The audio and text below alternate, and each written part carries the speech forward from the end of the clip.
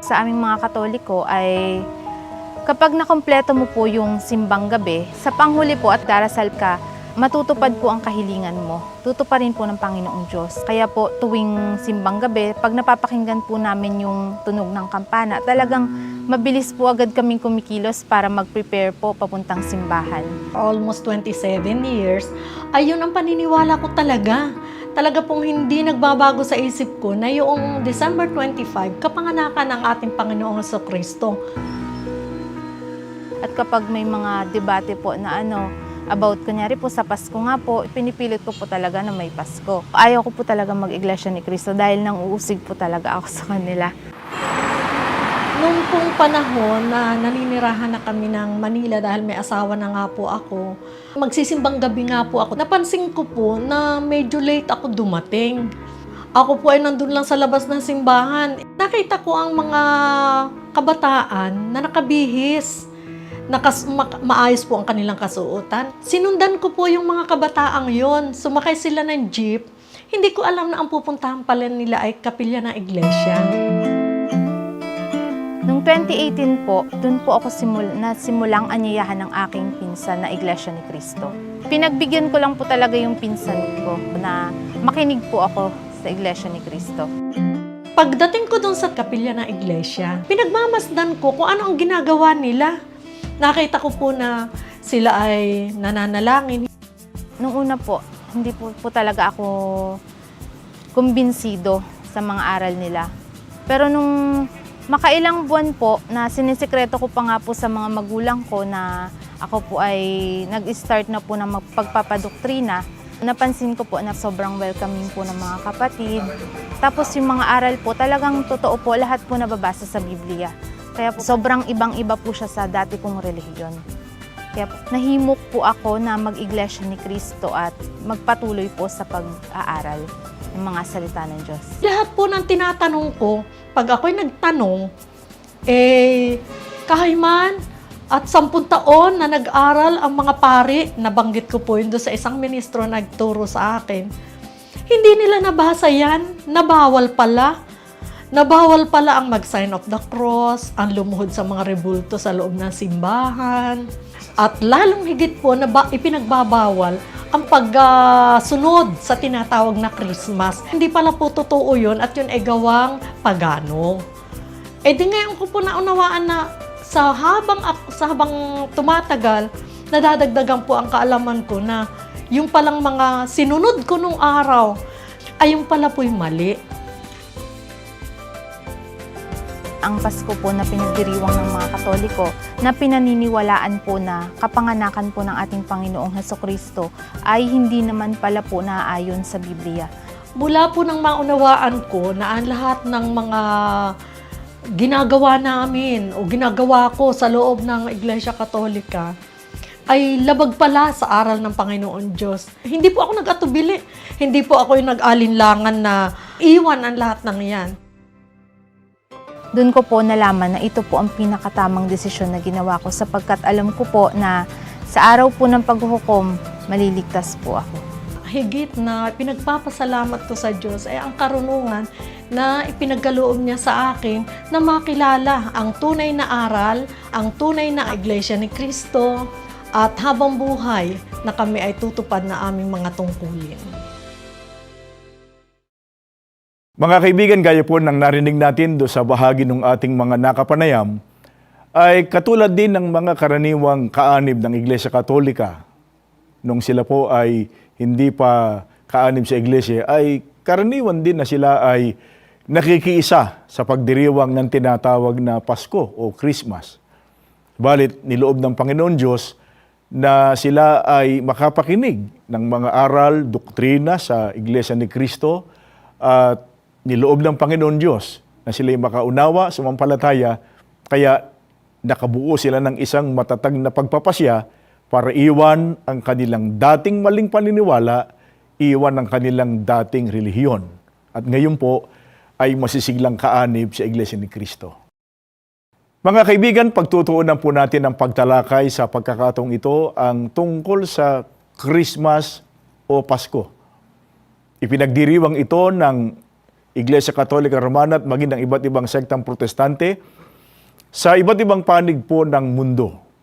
Kapag sumasapit po ang Disyembre 25 ay pinaniniwalaan nila na yun ay kanilang pag-alaala sa kapanganakan ng ating Panginoong Hesukristo. Alamin na po natin, ayon po sa kanilang aklat, dito po sa pinamagatang Religion, Doctrine, and Practice. Ang sumulat po nito ay si Ginoong Francis Casili. Dito po sa page 304 sa pagkakaliwat na po sa wikang Pilipino. Ang salitang Christmas ay binubuo ng salitang Christ at Mass.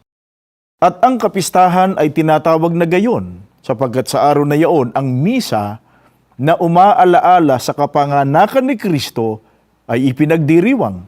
Ang pagdiriwang ay isinasagawa sa Disyembre 25. Gaya po ng narinig natin sa aklat na ito, ang Pasko ang anya ay ipinagdiriwang ng Iglesia Katolika tuwing December 25. Ang Pasko o ang Christmas ay nagmula sa salitang Christ at Mass. Kaya ang Pasko o Christmas ay misa, ayon sa sumulat na aklat, para sa pag-aalaala sa kapanganakan ng ating Panginoon Jesucristo. Pero ang tanong mga kaibigan, ito bang Christmas o Pasko ay may batayan po sa Biblia? May binabanggit ba ang Biblia na halimbawa Paskwa? Pero ang tanong ay, yun din ba ang Paskong ipinagdiriwang ng sanlibutan tuwing December 25? Ang babasahin namin sa inyo ay mula sa aklat ng mga bilang. Ito ay nasa 9:4 hanggang 5. Ganito ang ating mababasa. Gayun nga ang ginawa ni Moises. Ipinagdiwang nga nila ang Paskwa sa ilang ng Sinai noong gabi ng 14 na araw ng unang buwan. Meron po bang binabanggit na Paskwa sa Biblia? Meron po. Alin po itong Paskwa ang binabanggit dito?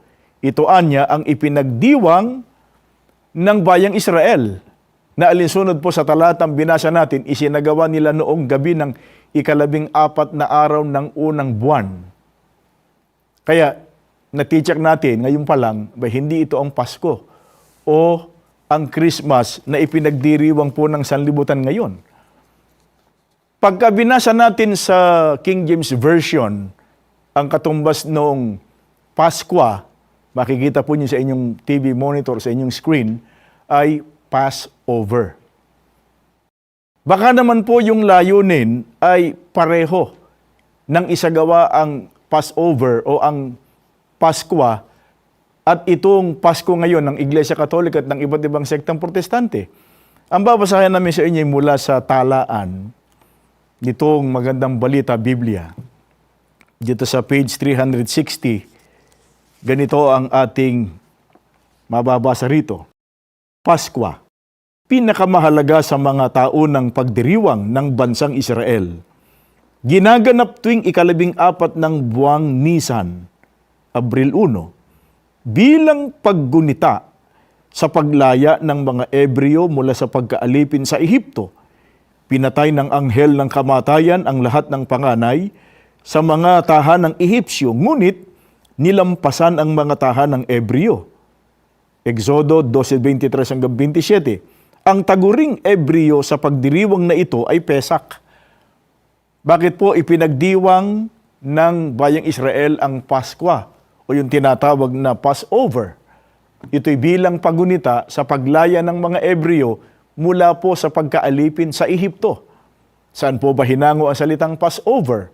Mula ito sa ginawang paglampas, Passover, ng anghel ng kamatayan sa tahanan ng mga Ebreo ng gabing patayin ang mga panganay ng mga Ehipsyo upang mapahintulutang palayain ang mga Israelita mula sa pagkaalipin. Ngayon mga kaibigan, nasa panahong Kristiyano na tayo. Utos pa bang ipagdiwang ang kapistahang ito ng Paskwa ng mga Israelita? Dito pa rin sa magandang balita, Biblia natin babasahin, mula naman sa pahayag ni Apostol Pablo sa Colosas, dito po sa 2:16. Kaya't huwag na kayong pasasakop sa anumang tuntunin tungkol sa pagkain o inumin, tungkol sa kapistahan, sa bagong buwan o sa araw ng pamamahinga. Gaya po ng binanggit ng Apostol Pablo, katulad din anya ng araw ng pamamahinga o yung tinatawag na Sabat, iniutos po sa mga Kristiyano, wag na ang wika silang pasasakop sa anumang tuntunin tungkol sa kapistahan gaya ng Pasko. Ngayon, meron ba namang Pasko na sinasabi ang mga apostol na dapat ipagdiwang ng mga Kristiyano? At ito ba'y katulad ng Pasko na ipinagdiriwang ngayon ng sanlibutan? Ang babasahin namin ay nakatala dito po sa unang Korinto 5:7 hanggang 8. Ito ay pagtuturo pa rin ni Apostol Pablo. Unawain po natin.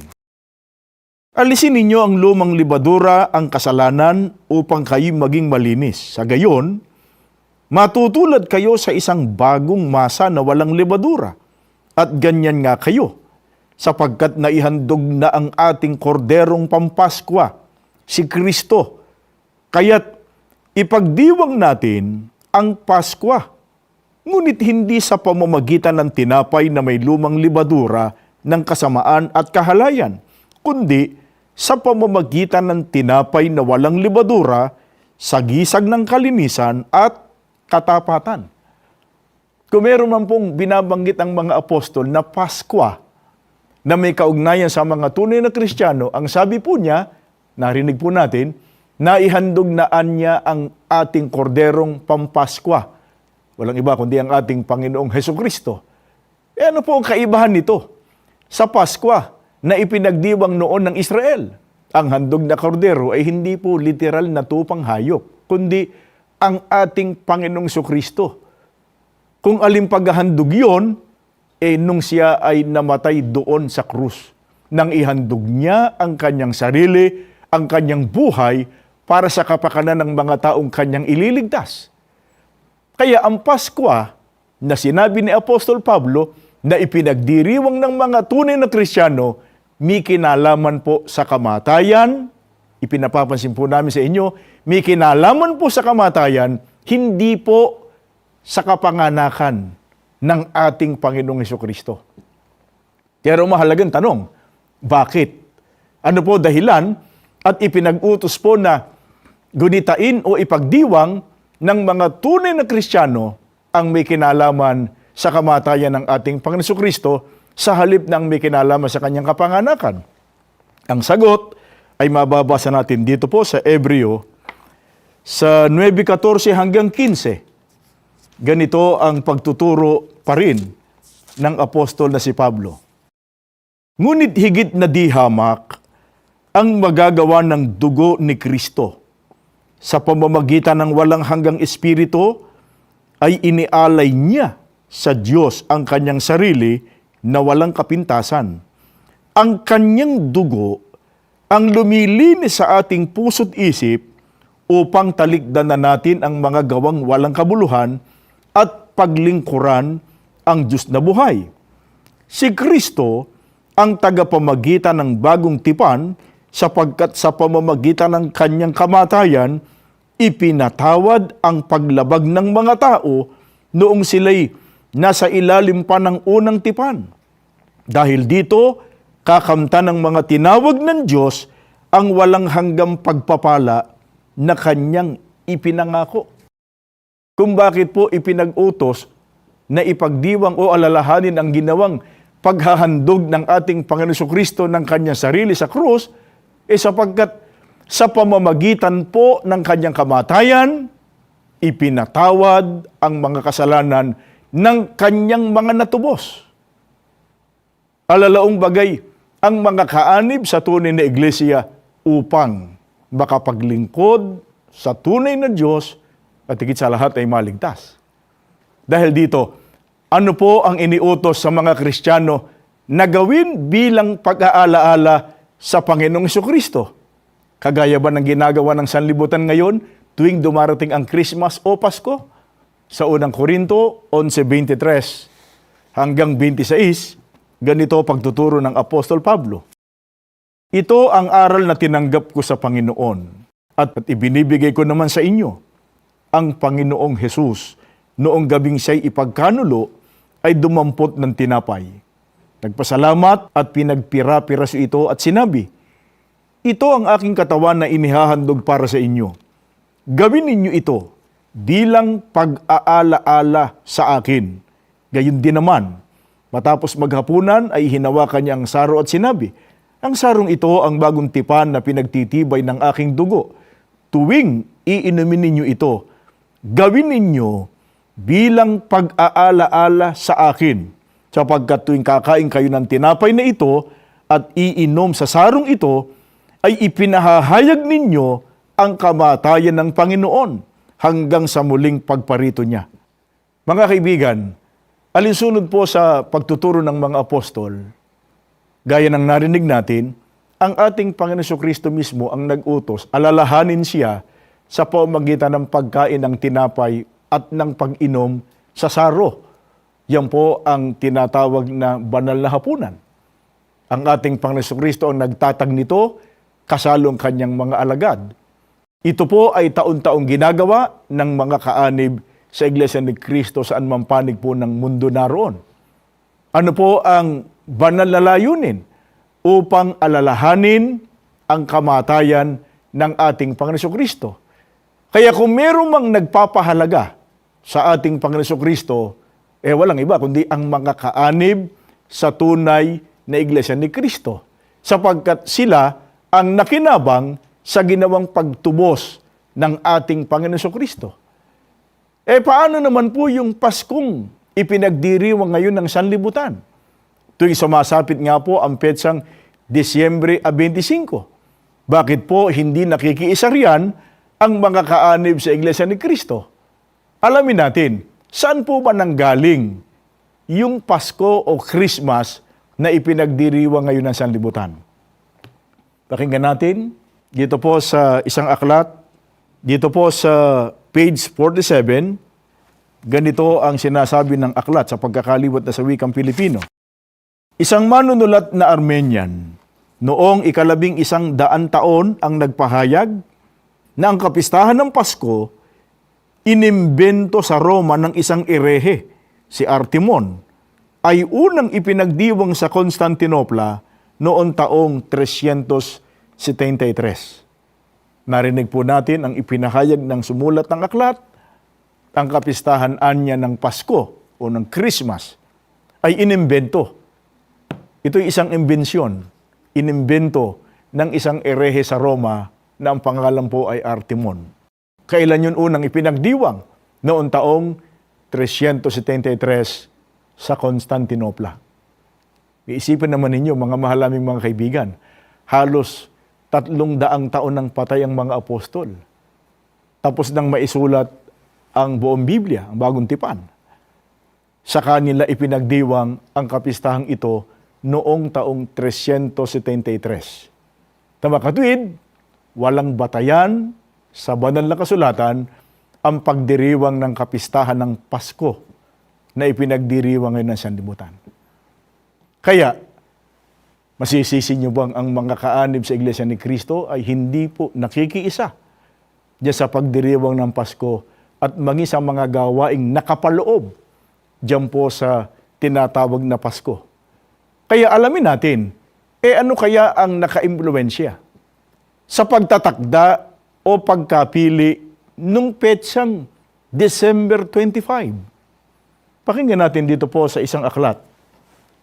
Ang babasahin natin ay mula sa Handbook of Christian Feasts and Customs.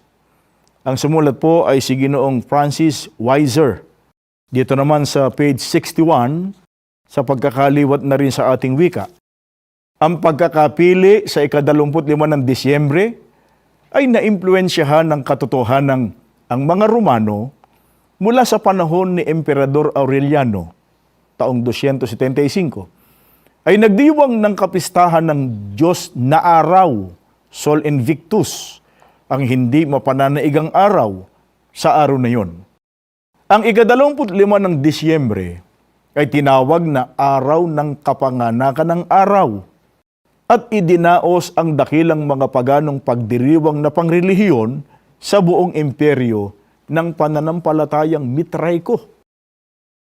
Narinig po ba ninyo, mga mahal naming mga kaibigan, ang Paskoan niya o ang Christmas, alinsunod sa aklat na ito, ay isang kapistahang pagano o inamin po nung sumulat ng aklat.